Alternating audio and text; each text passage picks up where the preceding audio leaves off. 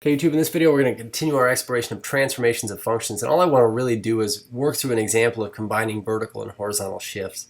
And so up until now we've determined that if we have some function g of x, and say g of x is equal to our original parent function plus or minus c units, we have up and down shift.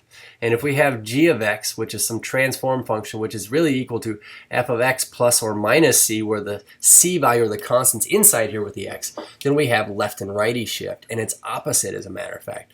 So looking at this example here, what we want to be able to do is graph quickly this h of x, which is the square root of x minus 1, all of that minus 2, without having to make a table of values, just by knowing what it looks like for our parent function.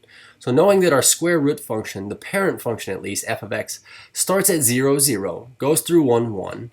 We could also make a table of values if we need to. We can say x, f of x, which is the square root of x.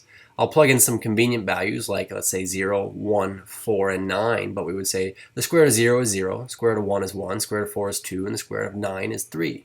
So we would say that the point at least 4, 2, we could at least put this on the graph. We would say here is our parent function right there, and we're going to label this f of x.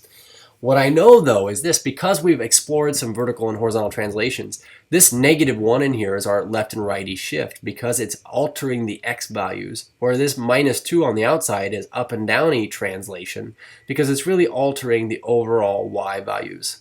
So I would say that knowing that our inside value here is opposite what it usually declares, this horizontal transformation, we would say that this is going to move our original graph right 1, and then this 2 out here does not lie. It's going to shift it down 2.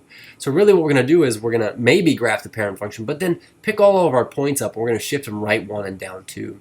Most notably the one we started at. So if I go right 1 and down 2 units, this new point is going to be located right here. And because I know my original parent function goes through 1, 1 or goes up 1, right 1 from there, I know that this one's going to go up 1, right 1 from there. And you know this point right here I know is going to go right 1, down 2, and it's going to be right here now. So our new function right here, this is our h of x in this case, it seems, would just be the same function as its parent except for shifted right 1 and down 2. That'd be a quick way to sketch it. Cheers.